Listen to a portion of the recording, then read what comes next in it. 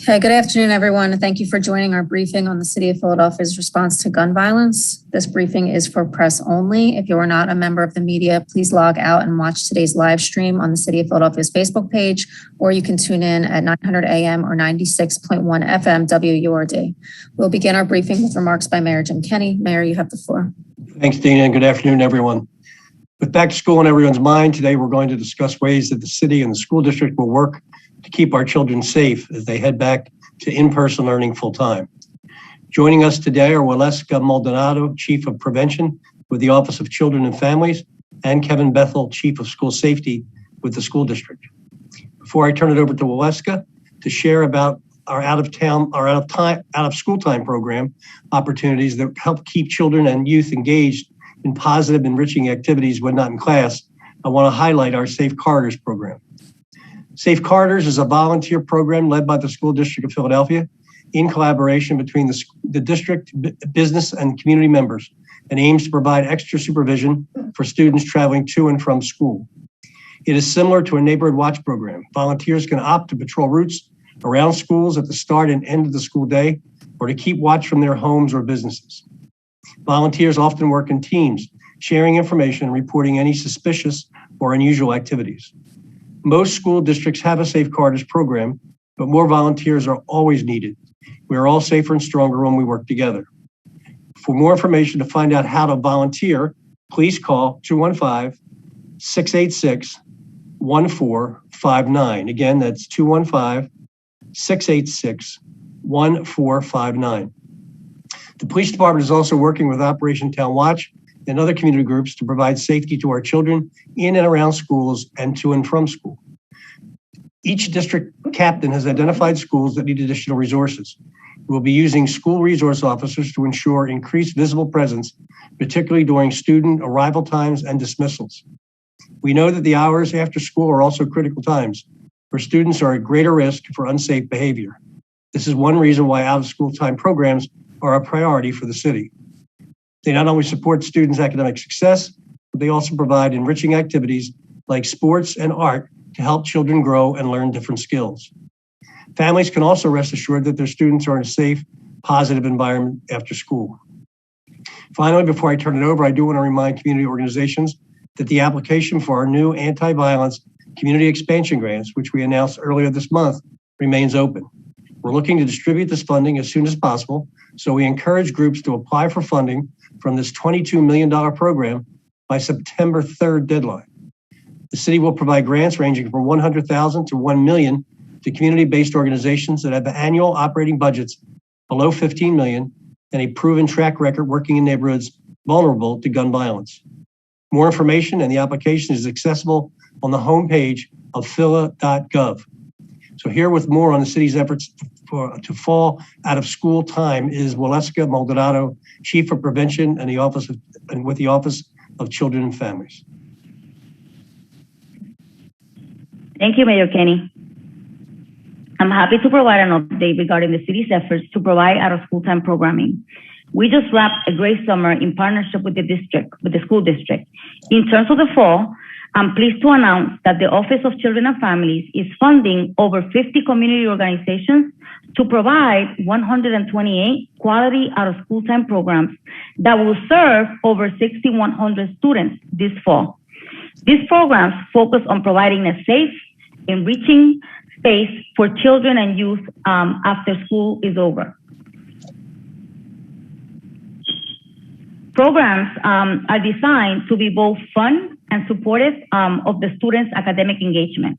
A variety of programs are offered for all grade levels, ranging from math and reading to chess, coding, dance, sports, STEM, and STEAM activities, creative arts, and a lot more.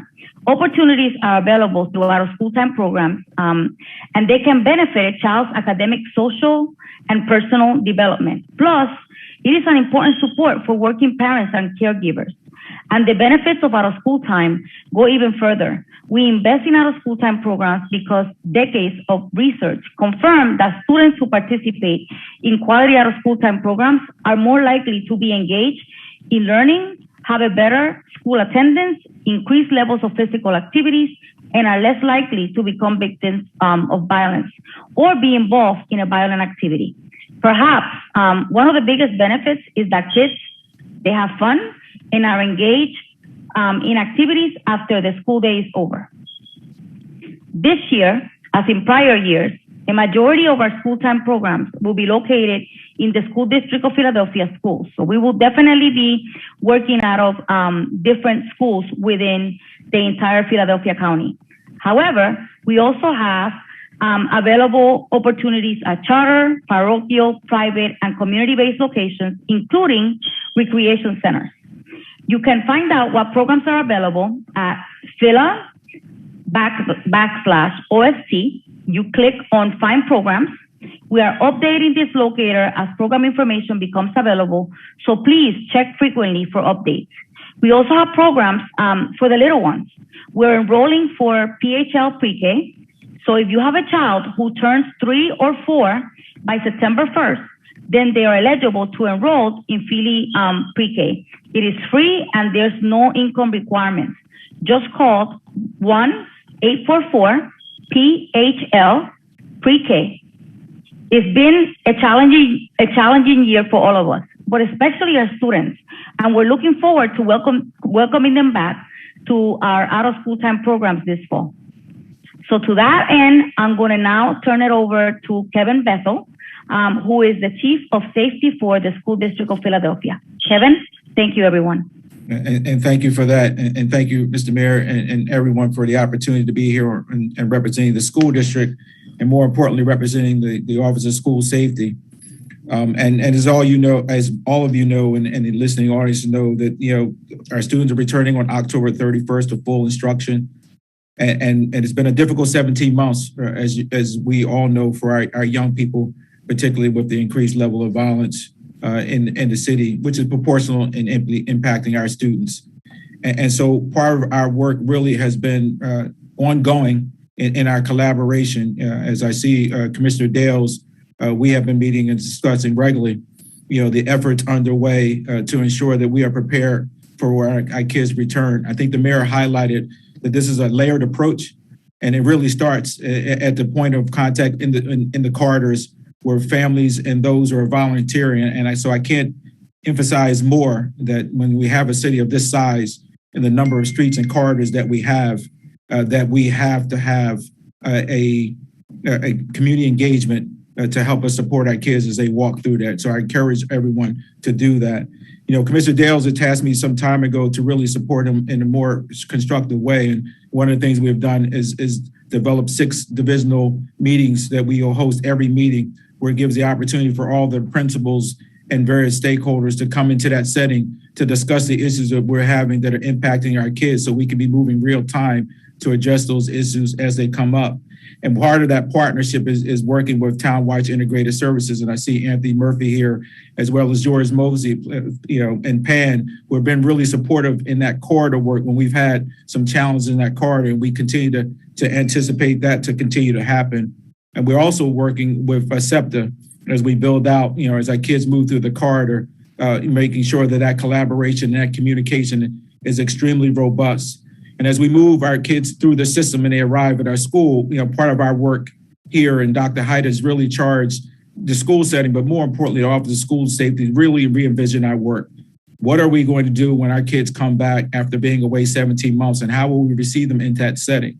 And part of the work we have done in our office is really give our men and women the skills and tools to be able to accept that. Some of the things we highlight in that work is training all of our men and women to be able to do mentoring. And so we're really expanding our mentoring, and we currently have a project on the way in 4 of our schools, and we'll expand with a LEAD program, which is Leaders Encouraging Achievement and Development.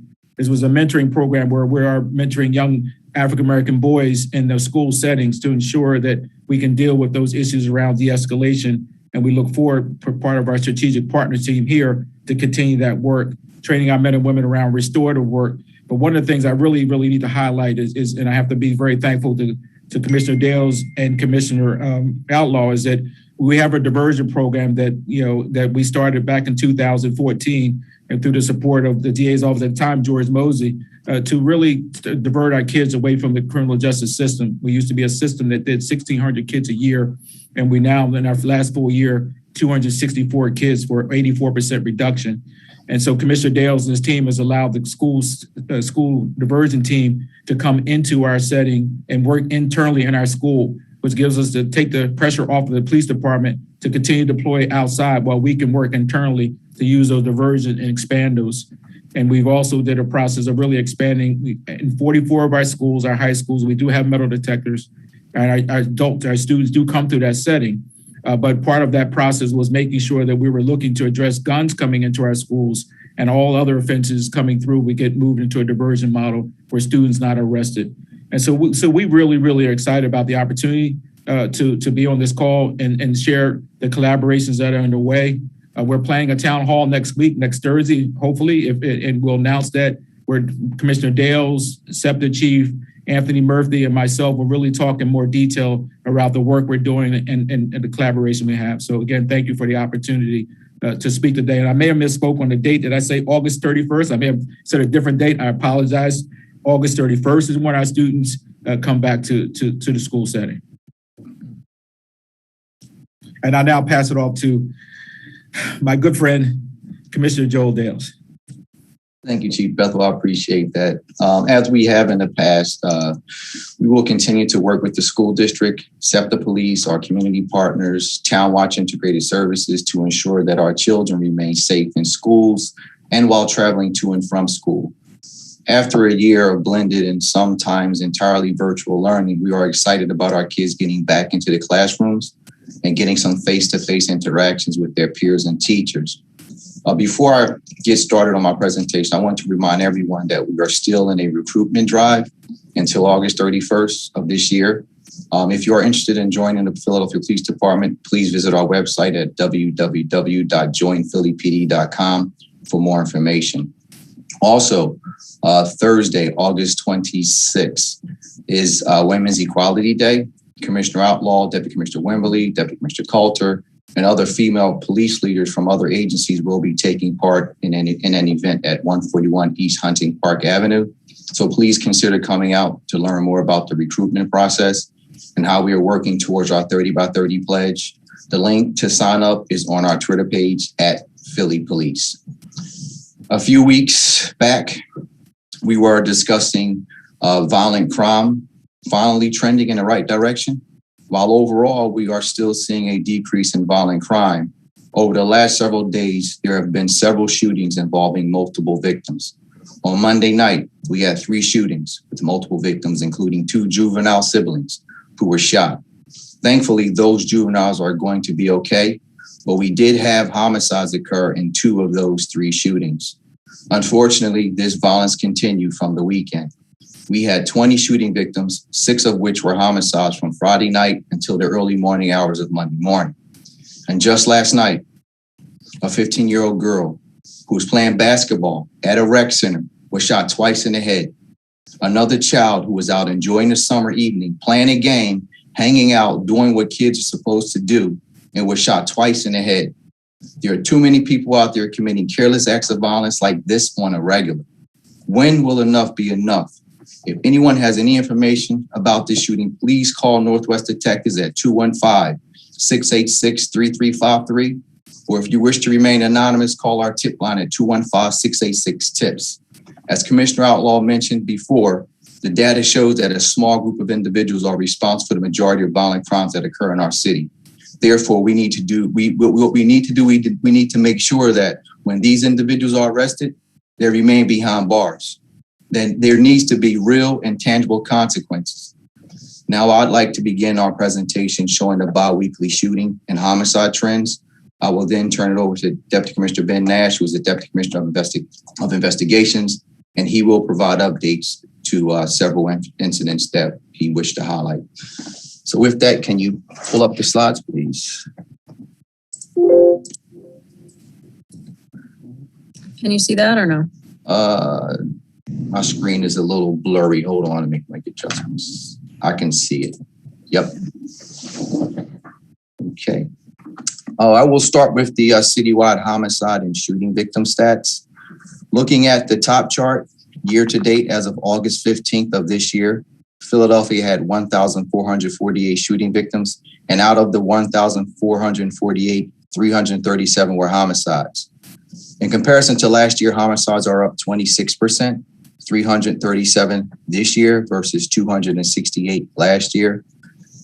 And shooting victims are up 21%, 1,448 this year versus 1,198 last year. Looking at the bottom left of the chart, it shows the motives for the homicides, which remain the same. The three top motives are arguments, drugs, and domestics, which domestic is currently up 155% in comparison to last year. Next slide, please. This slide shows the citywide homicide and shooting victim stats weekly comparison. From 8/9 to 8/15, we had 13 homicides, 48 shooting victims, which include homicides and multiple shooting victims, and 35 shooting occurrences. Shooting occurrences is an incident count where an individual or individuals were shot. So we are pretty much counting the incidents, not the number of shooting victims in this category. In reference to the 13 homicides, one was a delayed case where the date of death occurred in June of this year and was later ruled as a homicide this week. So that number is included in this number 13. And 4 of the 13 homicide cases, the cause of death were not by firearms. 2 were by blunt force trauma, 1 by stabbing, and 1 by ingestion of narcotics, which is the delayed case I previously mentioned. Next slide, please. All right, this slide shows the citywide homicide and shooting victims stats bi-weekly comparison. So from 8/2 to 8/15, we had 16 homicides, 92 shooting victims, and 71 shooting occurrences. Comparing this period with the prior 2 weeks period, from 7/19 to 8/1, homicides are down by 1, and shooting victims and shooting occurrences, as you can see, remain the same. Next slide, please. This slide shows the comparison between citywide homicides and homicides that occurred in the pinpoint grids. If you look at the top chart, it shows citywide homicides up 26%. And looking at the bottom chart, it shows homicides in the pinpoint grids up 2%. 2 weeks ago, the citywide and pinpoint stats were the same, 26% and 2%. So there were no changes 2 weeks ago. Next slide, please. This slide shows the comparison between citywide shooting victims and shooting victims in the pinpoint grids. Citywide shooting victims are up 21% and the pinpoint grids are down 12%. 2 weeks ago, the citywide shooting victims were up 25% and the pinpoint grids were down by 8%. So as you can see, we are still on that downward trend. Next slide, please. This slide shows the year-end total VUF arrests from 2017 through 2020 and the total VUF arrests year to date for this year from January 1st to August 16th.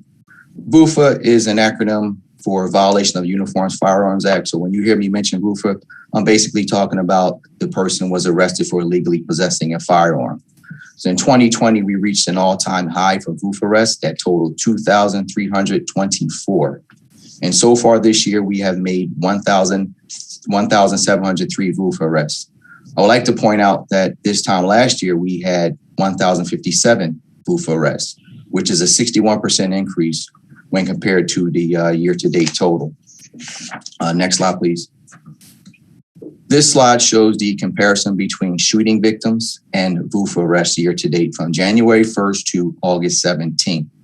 Looking at both heat maps, shooting victims on the left and VUFA arrests on the right, it shows that the VUFA arrests and shootings are occurring in the same areas. This indicates that we are focusing on the right areas that are impacted by gun violence. I also want to commend the officers. Despite the many challenges our officers are faced with daily, they remain committed to removing illegal guns and violent offenders off our streets. So I want to give kudos to the police officers who are constantly bringing in these guns. Next slide, please. As of August 17th of this year, 3,818 crime guns were recovered in our city. A crime gun is any gun recovered by the police as part of a criminal investigation. And I also want to make note that this number does not include guns from buybacks or turn-ins. Last year, we recovered 2,908 crime guns by the end of August. Compare that number to this year's number, year-to-date totals, which again is 3,818. we are currently showing a 31% increase, which is 910 more crime guns recovered this year compared to last year from January to the end of August. If we continue at this rate, we will reach a total of 6,085 by the end of the year. Next slide, please. And lastly, year to date, 351 privately made firearms, also known as ghost guns, were recovered in Philadelphia. Ghost guns are unserialized, unregulated, and untraceable firearms that are assembled by the purchaser. I would like to point out that in 2020, a total of 250 ghost guns were recovered by the end of the year. As of August 17th, we had surpassed that number. This shows a significant increase in ghost guns recovered this year in comparison to 2020 and in 2019. So now we'll turn it over to Deputy Commissioner Ben Nash, who is the Deputy Commissioner of Investigations, who will speak about the cases we wish to highlight. Thank you, Deputy Commissioner Joel Dales. Good afternoon, everyone. Today, I'm going to provide updates on a number of investigations that includes 3 homicide investigations where we've identified suspects. We're looking for help from the public to locate and arrest the suspects. The first investigation I'm going to highlight is a recent investigation that was conducted by our Central Detective Division, where assistance from the public is needed to identify the suspect. The video you're going to be watching is going to portray and show was recovered on a non-fatal shooting that occurred on Thursday, July 29th at around 7:10 p.m. on the 1900 block of Judson. The suspect is highlighted on this video now. Central Detective Division is seeking the public's help in identifying this individual in the clips. Prior to the shooting, the complainant was rear-ended by a vehicle that was operated by this suspect in the area of 24th and Norris Streets. The suspect fled the scene of the automobile accident, and the complainant circled the block looking for the suspect. When the complainant saw the operator of the vehicle at Judson and Burke Street, there was a brief interaction, and the suspect pulled out a gun. That's what you're about to see now. This is the interaction that's about to occur. Suspect's going to pull out a gun, and he's going to fire numerous shots at the complainant victim still inside of the car. Our victim was struck in the back and the leg. He managed to drive himself to Temple Hospital, where he was treated for gunshot wounds. He was in stable condition. As you can see from the video, the suspect was described as a black male, about 6'1" tall, thin build, wearing a black t-shirt. He had black pants and Adidas logo on the left leg. If anyone recognized the individual or has any information, we would ask them to call Detective Central Detectives, Detective Keppel or Detective Rocks, 686-3047, or they can call our tip line at 686-215-686-TIPS, which is 8477. Okay. The next thing I'm going to talk about right now is I'm going to provide an update on a homicide investigation where the offender was highlighted in previous conferences and with the mayor's press conferences. What you're seeing up is an arrest photo of Quadir Daly. Now, on April the 28th, at a previous press conference, I profiled Mr. Daly for the murder of Nishi Johnson, which had occurred on April the 6th in the 2500 block of West Somerset Street. He was wanted. We were trying to get him in custody. And on July 21st, members of our FBI and Major Crimes Fugitive Task Force apprehended Mr. Daly after a brief foot pursuit. That was a 15-year-old victim. I spoke about his arrest at the last press conference on August the 4th. And I had indicated at that time that he was still being investigated for additional shootings. Well, on August the 12th, we were able to secure an arrest warrant for the other homicide of another juvenile victim. And Mr. Daly was still in custody. And it was through the diligent efforts of our homicide units that we were able to establish the probable cause to obtain that arrest warrant for Mr. Daly for the shooting homicide that occurred in the early evening on April the 14th on the 2900 block of North Taney Street. The victim of that homicide was a 16-year-old male, Kadeem Green. So just 2 days ago on August the 16th, Quadir Daly was charged with the April 14th homicide of Kadeem Green that occurred on the 2900 block of North Taney Street. The next 2 highlights I have are for fugitives that we're asking for assistance from the public to help us locate these individuals. The first one is in reference to an investigation of a homicide that occurred on April the 20th at 1200 Wagner Avenue. The shooting occurred in broad daylight at around 1 o'clock in the afternoon. The incident stemmed from an automobile accident that happened several minutes prior to the shooting. It involved our decedent and the offender's brother. It was after the auto accident that the offender ran over to the decedent's vehicle, shot him multiple times, and killed our victim. Through investigation, witness statements, as well as video that was recovered from the area by the detectives, Terrence Fleming Jr. was developed as a suspect. An arrest warrant was obtained for Terrence Fleming Jr. on April the 26th for the charges of murder, violation of the Uniform Firearms Act, and related offenses. Despite tireless efforts by police to apprehend Mr. Fleming, we've been unable to locate him. And if anyone has any information about his whereabouts or about the incident, they're asked to contact our homicide unit at 215-686-3334 or call our tip line 686-TIPS. Finally, another homicide that we have apprehended one suspect, and we've identified another. And right now, 2 suspects remain at large, and we're asking for help from the public. You can run the video for the homicide from 801 North 10th Street. In this video that will be up on the screen shortly, this is a homicide that occurred in the early evening hours of July 13th at 801 North 10th Street. In this video, eventually, and one of the suspects is arrested and the other one is wanted. We're going to see a dark-colored sedan approach our victim while the victim was riding his bicycle on the 800 block of North 10th Street. And this is the image of the incident itself happening. That's the vehicle. A passenger fired shots from the rear of the car, and a rear passenger jumped out and fired additional shots. Now, the following day, based on information that was put out about that vehicle, a very alert police officer who was off duty noticed that vehicle that you see on the video right now, saw it being towed, and knew that it matched the description of the same one that was used during the homicide the night before. The off-duty officer notified her supervisors, and the detectives were able to retrieve the vehicle to be processed. We were able to go back to where the vehicle was recovered from, and we were able to obtain this video that you see on the screen.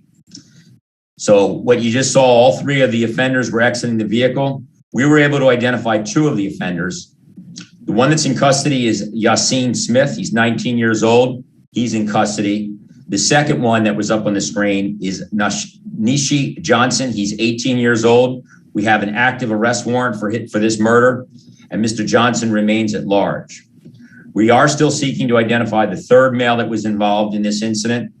The unidentified male was wearing a light gray hoodie with darker gray hood and dark pants. Anyone with information about these suspects, their whereabouts, or the incident is again asked to contact our homicide unit, 686-3334, or call our tip line at 686-TIPS.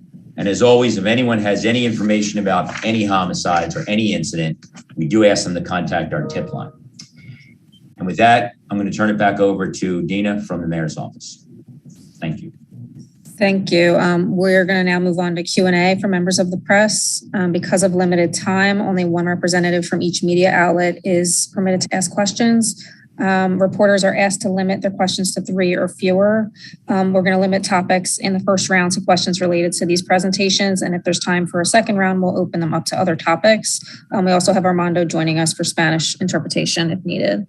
Let's get started with Marcus Espinoza from Fox. Marcus, you should be able to unmute.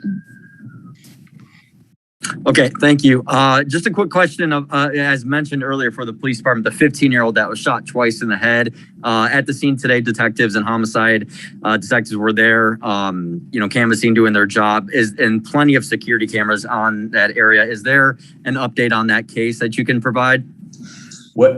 What I can tell you, Mark, is that we were out there today looking for any additional evidence that will help us. Any ballistic evidence. We are recovering. We're in the process of recovering all the possible video. Right now, we absolutely believe that the young victim was definitely not targeted. She was hit by a stray bullet. We are working to identify who may have been the intended target, but right now we don't have a lot at this point. We do believe, based on the number of people that were out there and with some of the activity that's going on in the neighborhood, it's likely that some people have information about this tragic incident. And this is a time and a place for people to step up and provide our investigators with any information. And if they want to remain anonymous, they can use our tip line. So that's the most I can give you at this point. It's an awful, terrible incident, and we are praying for the young girl to survive. This is just another sign of this horrendous violence that is afflicting our children in the city. Just to follow up, you touched on it there, but I was speaking with parents in that neighborhood, several who were too scared to go on camera because they don't want their young ones to get hit. A mother whose 13-year-old son was at the playground when the shooting happened, and she said that she's lived there 10 years, and this year is the first year that it's become this type of environment out there. Another parent told me they don't even bother sending them down there anymore, that park's better off being a graveyard. That's literally what a parent told me. What would you say to them about what they have to live with around their block? What I would say is that if we don't get an opportunity to stop this violence in its tracks right now, it will continue to get worse. And it is going to take somebody stepping forward. And I understand, and we all understand the concerns that we have for our family, our loved ones, and especially the children. But people have to step up, and and somebody's going to have to do the right thing. Now, maybe hopefully we'll be able to solve this based on the information that we are getting without any information from the public. And this is a terrible situation. There's no doubt about it. But there are people who know things. They can supply us with information anonymously, and we may be able to make arrests based on that. But if everybody keeps quiet, then it's not going to solve the problem. We're going to have additional patrols out there. The patrol is very aware of the problems that we're having out there. Nobody could have anticipated something like this. And you're right, this is an area where kids should feel safe to be able to play. But I think that the community is going to have to step up. Or else it can continue. We're going to do everything we possibly can to bring this one in. Okay, and then thank you. I just have a question on a different subject for the second round of questions. Okay, thank you. Next, we have Johan Calhoun with Chalkbeat. Yes, the first question is for Commissioner Bethel. What services are provided for students who say or who know or who have told their teachers or principals that they don't feel safe going home? What services are provided for them after school? Well, I can't speak to all of the services, but as shared before, there is a large out of school time programming that Dr. Haidt and the team here has implemented to ensure that there is an environment where our kids can stay at the school and stay in that school setting. But what we would advise any parent who has those fears, that they bring that to the attention of their principal. They can also share that information. We do have a hotline that they can call, 1-400-SAFE, if they feel like they're being bullied or harassed in that space. We also have a program that's run out of the Attorney General's office called Safe to Say, and they can go to safetosaypa.org. On the website, they can download the app. They can share information that they have concerns going along the corridors and encountering. They can also call 1-844-SAFE-2-SAY. That's 1-844-723-2729. But I mean, as I shared earlier, and I think the mayor started out in that conversation, I mean, the police department, we do a very robust out of school time. We work with Commissioner Dales and the school police officers to cover many of our corridors. We have about 14 corridors that really create us a significant amount of challenges as our kids move from the high schools. And then we have the tiers below that. I mean, and that's why it's so critically important that they're sharing that information with us as a school department, with the police department. I'm sure Commissioner Dales will come back on to say that, with their principals, and informing us where they're seeing challenges as they walk through the corridor. Just yesterday, I was down in the Kensington area. I reached out to Commissioner Dales because we're dealing with some of those who are suffering with addiction or who are all around the school setting, and how important it is for us to now start to clear out those areas and make sure that those environments, as those kids come back along those corridors, to be feeling safe. So it's an ongoing process and requires a lot of communication against all the partners. This just can't be a school issue, a police issue, a mayor issue, a city issue. It's an all of us issue. And we have to look at it that way to ensure that folks feel safe. Okay, and this is also for Bethel and any members of the police force. Do you know how many district students have died to gunfire outside of campus this year? And if not, if you can't break down the numbers of district students, how many juveniles have died this year? I believe the homicide number is at 300 plus. You asking for these stats as far as how many off campus, meaning under 18, or what exactly are you asking? If you can provide the numbers for district students, if you know district students who have died this year to gunfire. I will say this, I can give you the stats in reference to under 17. I believe now, as of last night, we are now at 137 victims under the age of 18, not homicides. As far as homicides, I believe we are at 32 now, I believe. I believe that's correct, Commissioner Dales. We're about 30 of the school age students. Yes. That is correct. Yes. Okay, 30 victims were school age children. I believe it's a little over that. Maybe. As far as homicides, 32 under the age of 17. I'm sorry, under the age of 18. As far as shooting victims as a whole, we're looking at 137 under the age of 18. 137 under 18. Okay, and let's see here. How much of this can be attributed to gang activity? Believe it or not, we are some of the cases we actually don't know what the motive is. I'm not going to say all of them are connected to gang activity. Believe it or not, I would say a small percentage is connected to gang activity, but most of them is due to social media beefs, arguments, issues that are occurring on their blocks, issues that are occurring over phone call conversations, you name it. This is where most of these shootings stem from. But as far as gang activity wise, believe it or not, it's a low percentage. And last question, would you say the pandemic or virtual learning played a part in students being involved or being victims to gun violence this year? Let's say that they do not have the security of in-person learning, and they had the freedom of being at home, which means that they had the freedom of getting into trouble. So did the pandemic play a part in any of this? I really can't say. I will say this, it did allow kids to be able to hang out in areas where they normally would not hang out at if they were in school. And just wanted to double back just real quickly. The numbers that the Commissioner Dales indicated are just overall juveniles. Not all of them are school-based students. Just a subset of that, and we can obviously follow up with the data. But I also would emphasize, and I think me and Commissioner Dales talked about the majority during the day, our system is very safe. We do have a very safe, and I know Commissioner Dales would double down that we get very few shootings and incidents of violence during our school times. And so clearly during that time period, we believe we have a very strong umbrella to keep our students safe when they come into our school setting and come into that environment.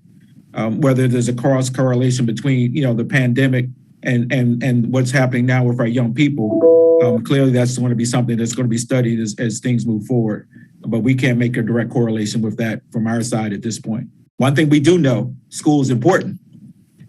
That's for sure. Thank you. Okay, thanks, Johan. Next, we're going to move on to Jimena Conde with WHYY. Yeah, so the mayor mentioned that district captains identified schools that will need an increased presence of school resource officers.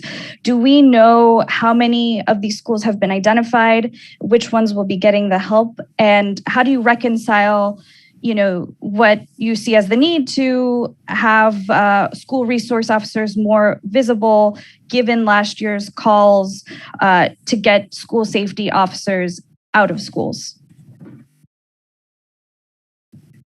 So, Jordan, let's just start with you or me, or I can do. Why don't you start with the corridor and I'll finish up in reference to the coverage. So can you repeat your question just one more time? Yeah. So, which schools are going to get how many, and which schools are going to get an increased presence of school resource officers? That's the first part. And then the second part is, how do you reconcile the need to have more school resource officers on campus, when last year a lot of activists were saying we actually need fewer school resource officers in schools? Well, I mean, that's a question, I guess I got to put my filters on right now, right? I mean, the reality is what this demonstrates to you that the system, we need to really analyze and understand the demands the system puts on us and our roles and responsibility and all of that. Now, we're school safety officers, so we don't have school resources in our school. And so we work with the police department to develop harm scores for all of our schools to determine which of our schools should have a school safety officer. So some cases we have school safety officers who are not armed working in our schools just because of the environment and the community that they are and the amount of violence that occurs around that space. But that's an argument and a conversation that needs to continue. We have significant demands both on our school safety, and I won't speak for Commissioner Dales, but coming from the police department, that our responsibilities go well beyond what people often think is irrelevant until now it's in front of you, and now it becomes relevant. Protect the corridors, have a school safety officer. Have somebody at every school. Well, there's 244 schools and that's not even including the charter schools. How do you do a system like that if you don't have the men and women and supports to be able to do that? And so we need to oftentimes balance the recognition that when folks talk in that space about what they want and don't want, who is impacted by that? And at the end of the day, in most cases, our marginalized communities get impacted by that. So we definitely have to have a more balanced conversation so we're not in these positions when we get there.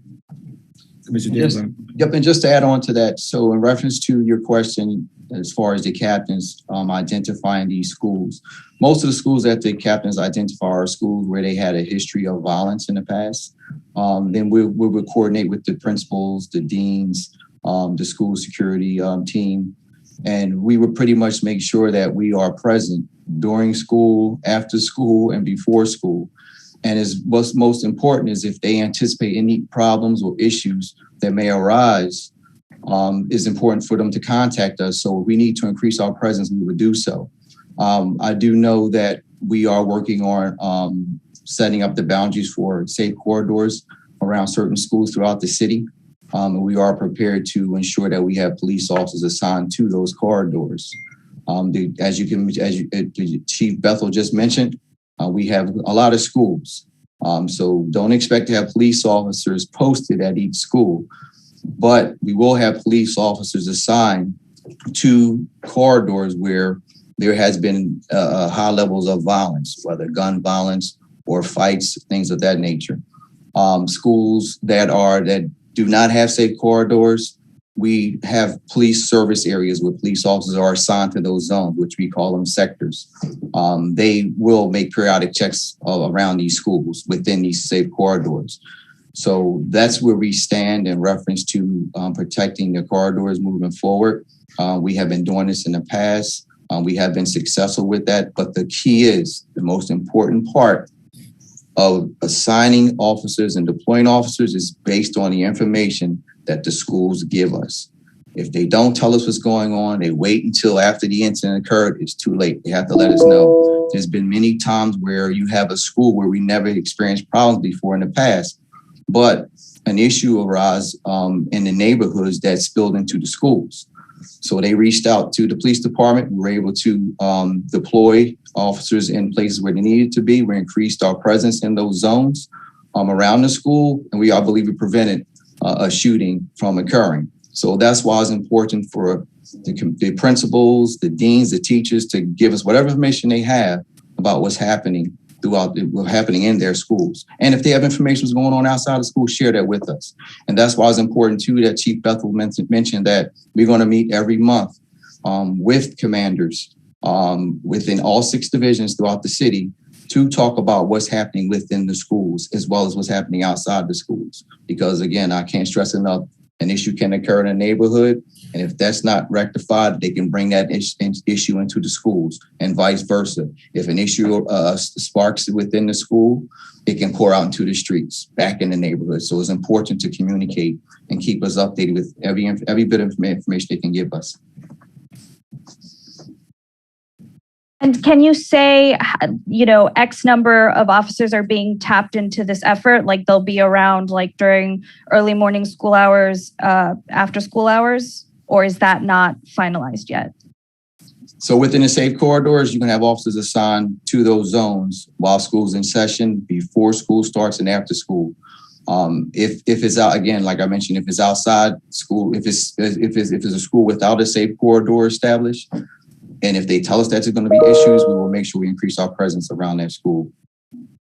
But it sounds like you don't have, like, you can't say like, okay, we're assigning like 100 police officers. No, I won't give you a number. I can't give you a number. I won't say that. But we will have officers assigned. Every district has police officers who are dedicated to patrol around the schools, whether they're going to be assigned to a specific zone or they're going to pretty much be a roving team, meaning they'll jump from, they're probably responsible maybe anywhere from 4 to 5 schools, making periodic checks throughout the school day. And if I could add, I want to assure you that we've been in the space for quite a while. Even though the numbers are up, we've had schools that have been impacted by violence, whether it be 20 or 40.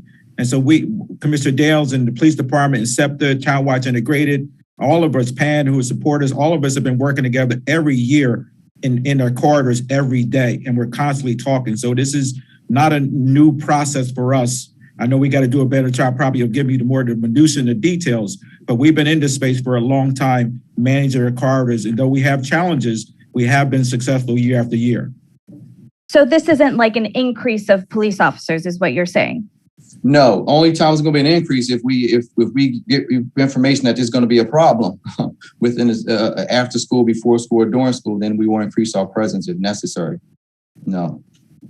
Okay. And so I guess that leads me to, what is new in terms of keeping students safe? Like the Town Watch Integrated Service Program is not new. You just said that you're not increasing police presence. This is something you've been doing like during school hours, like just being out in corridors, and then in terms of what the Office of Children and Families said, are any of those programs new? Is anything of what we covered today new in terms of like keeping students safe? No, nothing new. No, it's not. The out of school time, and Cynthia, I don't know if you're still on or not, but the out of school time investment is much more than it's been. And what we're talking about now is communication between principals and community folks so that the police know how to deploy appropriately and are ready and can try to anticipate when things are happening or might happen. We are, as you know, having difficulty recruiting police officers these days because people don't want to be police officers as much as they used to be. And we're confined to hiring only from the city of Philadelphia. People have to establish a residency for a year before they can apply for the job. So we're a bit hampered with our ability to increase our police force as people begin to retire. And I can add to that too, Mr. Mayor. And also during the day tour, which is our 8 to 4 tour, we can't ignore the fact that police officers must go to court to testify based on the arrests that were made, or if they have to go to court as a witness. So we do have court issues we have to deal with as well. So that takes police officers off the streets to attend court. So that's why I cannot give you a number based on how many officers will be assigned where. But based on what we have, we will make sure that those safe corridors are covered. And the majority of the incidents that have occurred surrounding the schools, they usually occur during dismissal time. So we are aware of that. And I just want to reemphasize, I know we're going along with this. I didn't come on, there's a lot of things happening at the school district behind the scenes, as the mayor indicated, around out of school times, a lot of programming to keep our kids in the school where that is the safe place for them to be and not be into the corridors. So I know I didn't come here to speak about that, but there's a lot of robust activity happening out of school time that will keep many of our kids off the streets and keep them at the school where it is safe, where they can engage in an immense amount of programming. And so we think that is definitely going to have an impact in what we see on the street as well. But I also don't go into this process believing that all of our kids are bad and that the world's going to come to an end because they come into school. I went to school in Barton. It was a tough neighborhood when I went there, and school was a safe place. And I think the majority of our kids are going to come into school, do what they're supposed to do, and we're going to continue to have those micro problems that they have. But I don't come into the space assuming that the world is going to come to the end as our kids come to the school. I think they're going to be welcomed and invited into the space, and it's going to be a positive activity versus seeing it as a negative. Yeah, if I could also add, I mean, definitely a positive sort of experience. The Office of Children and Families is actually expanding out of school time programming. Particularly, we have more providers that are going to be working right alongside with school personnel to ensure that our kids are safe. Our investment is over $30 million this year. So we want to make sure that as we open up our doors, that everyone is safe, and that we are all, going at this in a way in which we're going to ensure that our kids and our families are safe. Okay, thanks, Jimena. We have to move on, but if you need anything further, just reach out. Next, we're going to move on to Kristen Johansson with KYW. Hello. This first question is for Kevin Bethel. I just wanted to know or see what the district is doing to address the social and emotional effects that the gun violence is having on kids. Again, I'm not here, to really talk about support services, but I can share with you that, as you've probably seen in some of the presentations to the board, the Relationships First module that has been put forth by student supports under leadership, obviously, of Dr. Height and Karen, is really pushing forward. The school has really been preparing to receive our kids back with the social and emotional learning and giving them the different levels of supports that they're going to need. So there is going to be I know I'm not speaking in details, and I know that our team from communication can provide you with some more specifics around what that activity will be. But all of the schools have prepared themselves to bring, as these young people come back into our space, starting with my safety team, if they're assigned to that school, and all of the teachers and all of the support to be able to deal with those young people. As you may already know, when we have unfortunate instances where we have a student who's been shot or unfortunately killed, and we activate, Commissioner Dale's team send us the information. We immediately send that over to our team in support services, and right away the principals and support service around trauma and support for the family are activated. And so there will be a very robust environment when our young people come back to be able to embrace them under the Relationships First model. And restorative work that's also in place in the schools, PBIS, positive behavior intervention supports that are in the schools, MTSS, multiple tiers of support, all of those things that I'm naming, and mental health supports in the schools. There's a lot of things that have been added to the schools for the purpose of being prepared when our kids are coming back into our setting.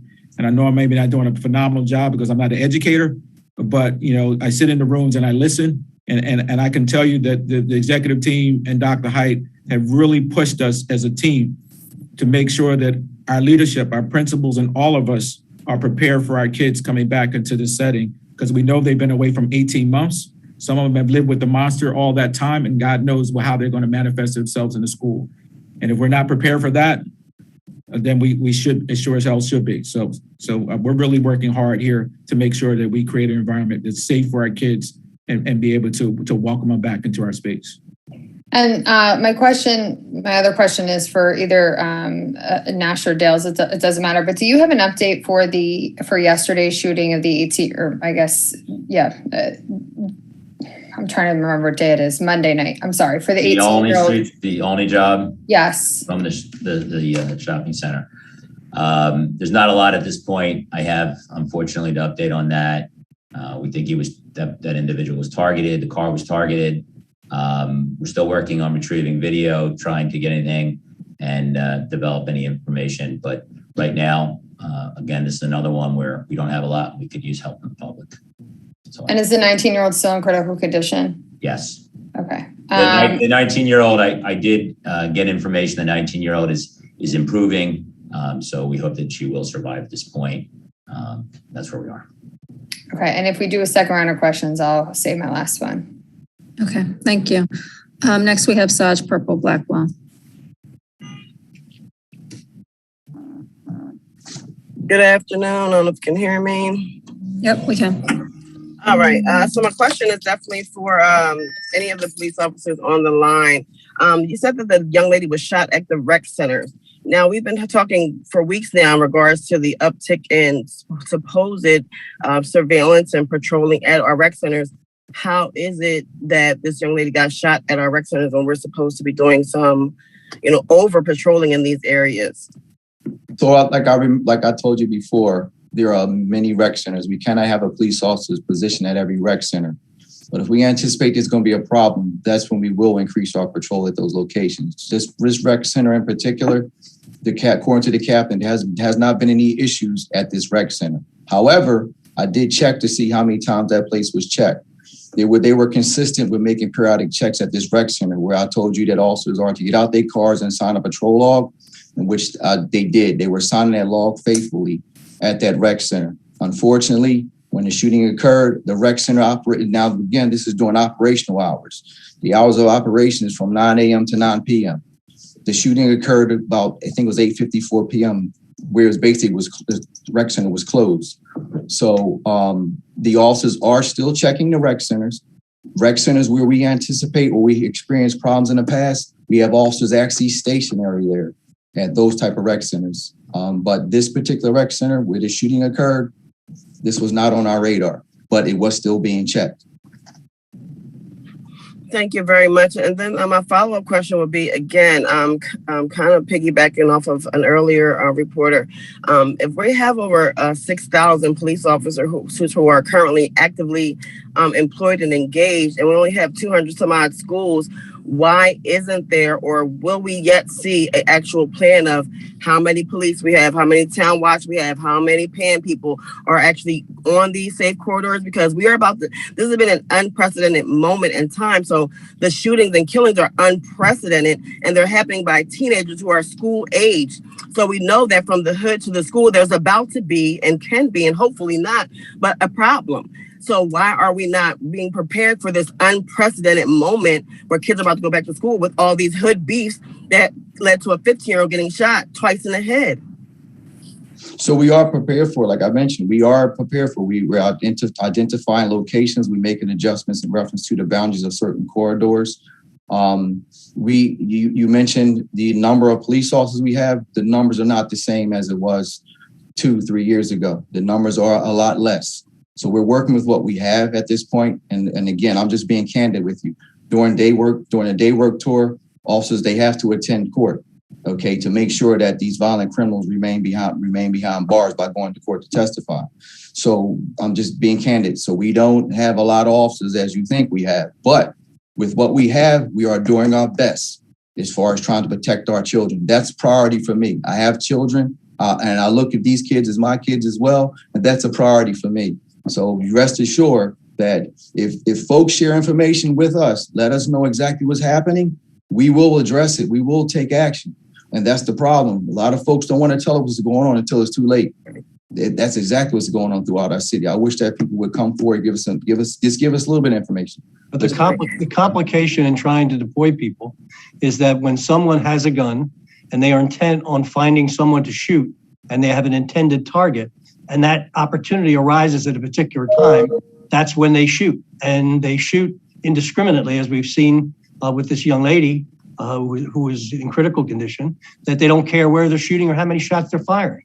So while we want to deploy our police as best we can and get all the information that we can so we can be smart about deployment, these instantaneous situations arise sometimes, and there's just not a police officer can be at that point, at that moment, when that young man decides to shoot the other young man in a violent way.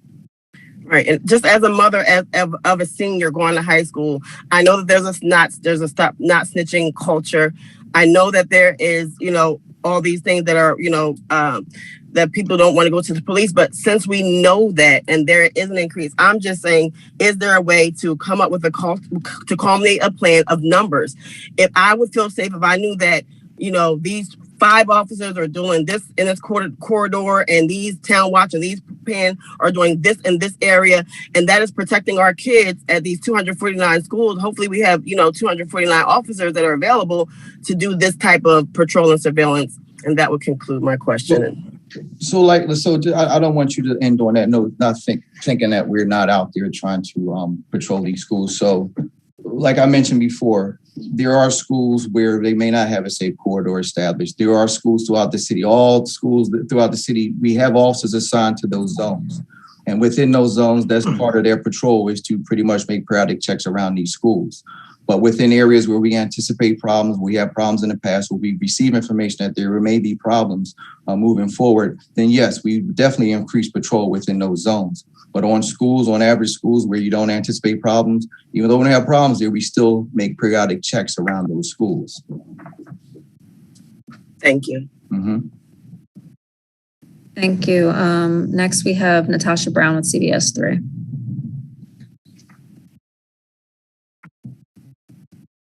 Hi, good afternoon to you all. This is just an overall question, since we've been talking about especially the 15-year-old who was shot in the midst of lots of other people around, surveillance cameras all over the place in that area. How big of a problem, this is just for Ben Nasher and Joel Dales just on the call, how big of a problem is this when you're talking about, really all it takes is people just to get involved anonymously? You always talk about that, that you don't have to, identify yourself. But how big of a problem is it just finding witnesses or people that are just willing to talk to you guys about what they see when they're in the midst of these crime scenes? Tasha, I mean, you kind of nailed it. We do have the reluctance from people, and we understand why there's a reluctance. There is a culture that seems to be about, if you are known as talking, if you're seen talking to the police, then there are going to be threats. There have traditionally been threats that are made.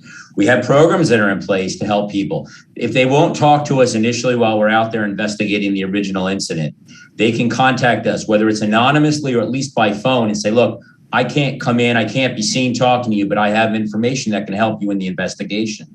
That can happen. If they do come forward and if they are willing to go out there and identify themselves and they have concerns for their safety, the district attorney's office and the attorney general's office has a robust witness relocation program that can be utilized in some cases, where people feel if they need to relocate from a neighborhood they don't feel safe in anymore, they can utilize that resource. But going back to your original question of how often do we get, or what are the resistance to getting people coming forward, for our homicide investigations as well as all of our shooting investigations, we're mostly solving it because of the information oftentimes we get from video surveillance. We track the video. In this case, I can just tell you that we're continuing to scour the entire area for video that may have captured something that's going to be a critical nature in identifying the person who's responsible for this shooting. It doesn't always happen right at the scene. A lot of times the video that we obtain can be from somewhere away from the scene, because there are so many cameras that are prevalent out there with the Ring doorbells and all the doorbell cameras that are working, whether there is another store that will pick it up. And then we'll use other forensic information and scientific other types of work that will help us to identify. But again, the key is the neighbors, there's talk in the neighborhood. And even if they don't want to say who they are that's providing that information, if they call us with, I think Ben Nash is the person that's responsible for that shooting, if they give us something that can help us to focus in on somebody, that can be critically important. And then we won't necessarily need their help to make the case and identify who's responsible. At the end of the day, it's a morality question. Somebody did something really horrendously wrong. I mean, to shoot a completely innocent 15-year-old who's on the basketball court playing basketball in the evening, because that's what kids are supposed to be doing, and because there's a beef going on for reasons we don't know exactly what's going on, but somebody wanted to shoot somebody else, and bullets don't have names, and these bullets are hitting innocent people. And in this case, it was an innocent 15-year-old, and another woman got shot in the leg. So we need help. And I say we need help because we need involvement. But we also need the cameras. These cameras are so critical. I think one of the greatest investments we can make as a city is if we could just put cameras, video surveillance, and for all the residents out there. I think there should be money spent on that kind of a program. But that's critical. And then we need help. And I think people have to care. They have to say, I've had enough. I want it to stop now. I hope that helps.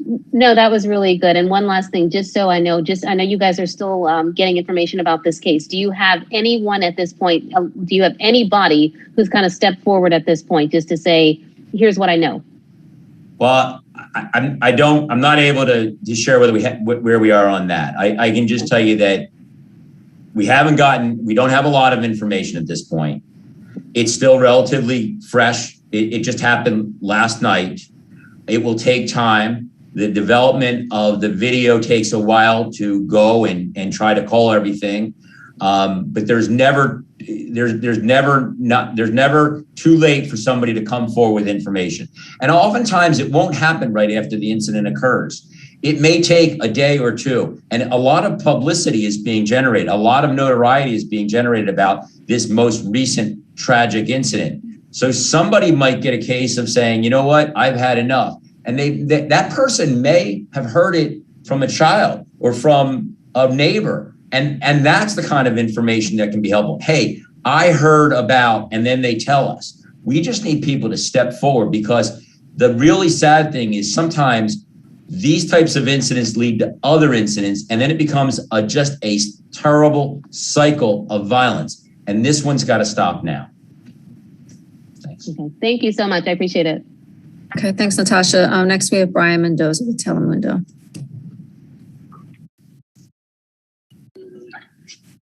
Hola Armando, buenas tardes. Esta pregunta es tal vez para la policía. No sé si para tenerlo en español, sé que han preguntado anteriormente, pero para tenerlo en español, si me pueden dar los últimos detalles, no sé si tengan alguna descripción de algún sospechoso, o si nos pueden decir dónde se encuentra la investigación acerca de la joven que fue baleada anoche. This information has already been provided in English, but is for the benefit of the Spanish-speaking audience. And the question is if we can have some details as to the description of the subject or the status of the investigation on the lady that was shot last night. Yeah, I'm sorry, Brian. The sad part is we don't have a suspect description at this moment. The suspect was not physically seen by anybody that we've talked to at the scene. So we do not have very much information to go on. The most I can tell you, and what's critically important at this point, is that the shooting was not intended, by all information we have. There's no way we believe the shooting was intended to strike the young girl. This 15-year-old young woman was playing basketball. She was not involved in an argument with anybody. What we believe is that someone in an area outside of the basketball court was firing shots towards an individual who was in the line of fire was the basketball game. So we think that it was a stray or an unintended bullet that went and struck the people that were on the basketball court. But we don't have a lot right now. If I had something, I'd be glad to put out the information about the description. But right now, that's why we're so hopeful that somebody from the public will call us and give us some information. Lamentablemente, Brian, lo triste es que no tenemos un sospechoso ni tampoco tenemos una descripción de este sospechoso, porque no hubo nadie físicamente presente que haya visto a este individuo. Lo que es crítico en este punto es darnos cuenta de que este tiroteo, nosotros creemos que no tuvo la intención de tocar a esta muchacha que estaba jugando básquetbol, esta niña de 15 años de edad. Más bien que el tiroteo se originó en el área de la cancha de básquetbol y que ella desgraciadamente se encontraba en la línea de fuego. Esta bala perdida le dio a ella, y lo que sí queremos y tenemos la esperanza es que la gente se acerque a nosotros y nos dé pistas o información que nos permita resolver este caso. Gracias. Una segunda pregunta, Armando. La policía dice que en realidad no hay nada nuevo en cuanto a tratar de tener policías o más presencia de policías en la escuela o mantener a estos jóvenes seguros, pero Waleska Maldonado habló acerca de las inversiones que se ha hecho para estos programas después de escuelas. Si me podría ella tal vez decir algunas palabras o decir básicamente lo nuevo y la inversión que se ha hecho para proteger a los jóvenes. This question is for Valeska Maldonado. The police have said that there's really nothing new in trying to deploy more officers into the schools to keep the young people safe. But you've mentioned that there were some investments and some strategies that were being deployed to help with this problem. What can you add and what could you tell us about them? Y yo lo puedo decir en español. So, últimamente sí vamos a invertir más de 30 millones de dólares en las escuelas públicas para asegurarnos que tengamos organizaciones de la comunidad trabajando con los maestros y las escuelas en diferentes programas que se ofrecerán después de la escuela para todos, para los niños en Filadelfia. ¿Está bien, Brian? Listo, muchas gracias. Gracias. Thanks, Brian. Next, we have Mike Donafrio with the Philadelphia Tribune. All right. So where is Commissioner Outlaw? Why isn't she on the call? I believe she's away. Today. I'm not sure exactly where she is. Yeah, she's unavailable today, Mike. That's DC Dales and DC Nash are on her behalf. I guess for the deputy commissioners, either Nash or Dales, does the police department expect the levels of violence seen this year and in 2020, which of course were higher than in previous years, to become the new standard level of violence in the city? No, is this go ahead, I'm sorry. I was going to say the same thing you were, Joel. No. I mean, I think one of the things that's important to keep in mind is that for reasons that'll get studied over the next months and years, violent crime has risen throughout the country. You've heard the mayor refer to that often. Los Angeles is dealing with significant and similar types of increases in violent crime as well. What we're seeing are violent crimes, and we don't know for sure what all of the answers are. We can tell you that we talk about social media beefs. We've heard numerous people talk about the pandemic and the effect that it's had on this country overall. But at the end of the day, nobody can be certain of exactly what has spurred the increased level of violence that the country as a whole has seen. And I'm not going to play sociologist here and figure it all out. I can tell you that we're seeing pockets of crime. We're seeing retaliations at different times. And that's why I talk about the importance of stemming a crime like last night before there's some potential retaliation for things that we don't even know what they're about. We think, and as best as we can tell, that it appears that somebody was targeted yesterday. Now, the person who was targeted knows they were targeted. But if that person is now going to turn around and start doing something else, we're going to have a recurrence of violence. The mayor and Deputy Dales had talked about what we had been seeing as far as trends in previous weeks. We were moving towards a lower level of violent crime in terms of homicides. We had a good 2-week run, and then we had a bad weekend. Things are happening in clusters. But as we make progress on identifying who are our shooters, and we're doing that through investigation, through our intelligence unit, identifying the groups, and with our federal partners, we will stop people from being out on the street and committing more crimes. I don't have an answer as to what's caused the recent overall this year violence. I can tell you that we're moving in the right direction, as Deputy Dale's slide presentation showed. We are starting to see lower increases of the overall homicide number, and I'm hopeful that we'll get to the point where we're below last year's homicide at some point by the end of the year, but that's going to take the community. Hope that helps.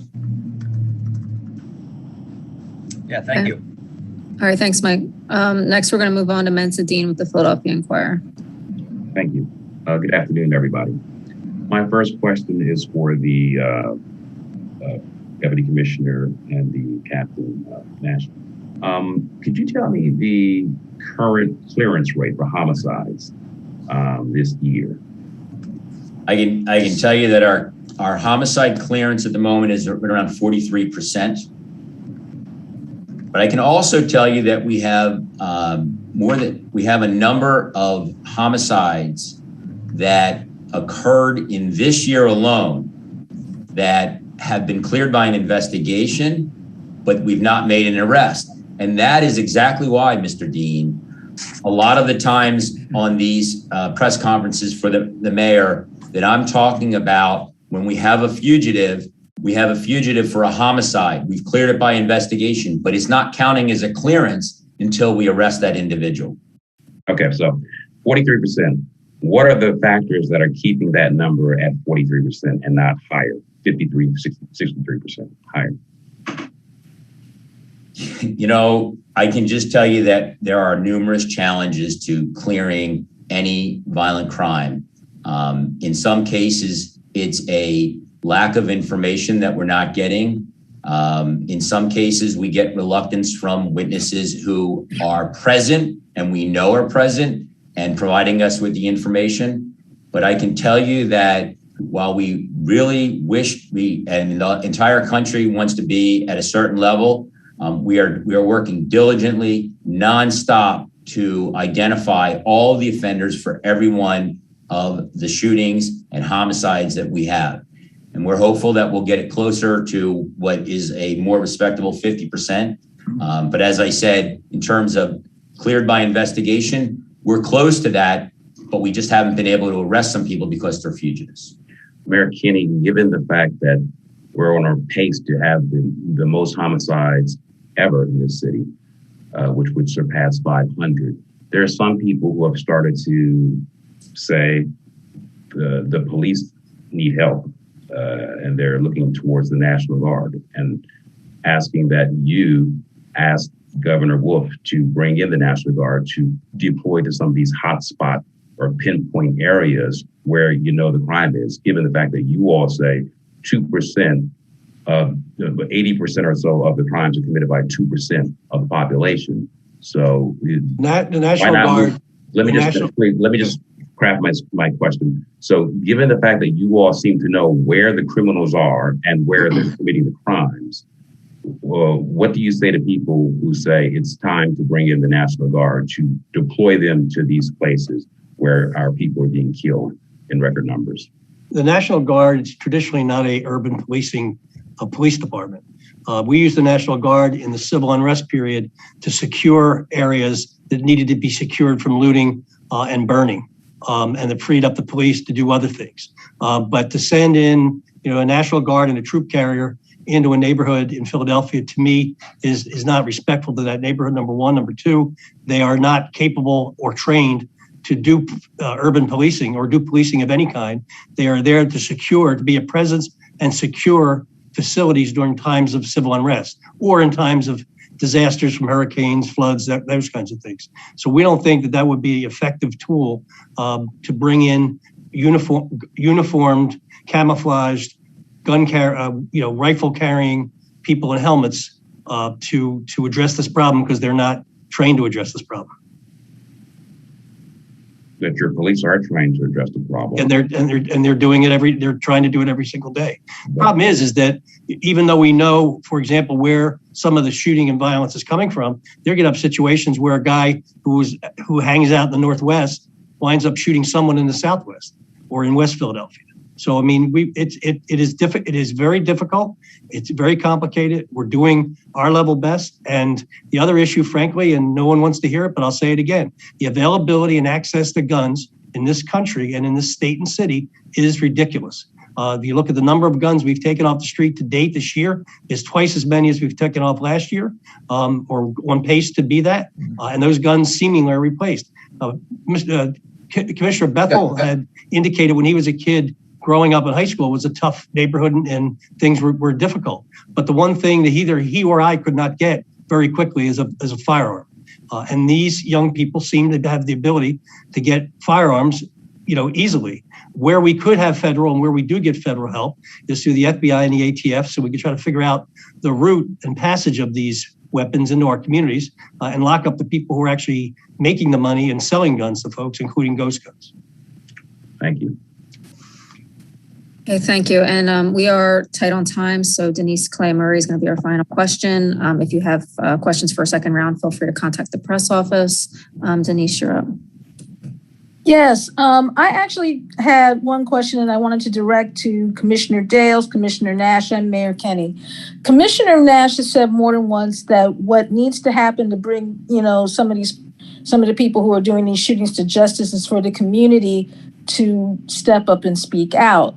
And while that's true, the issue of fear from the members of the community of what would happen to them if they step up or speak out is very real. So what I wanted to know is, has there been any discussion on shoring up the city's witness relocation or witness protection programs?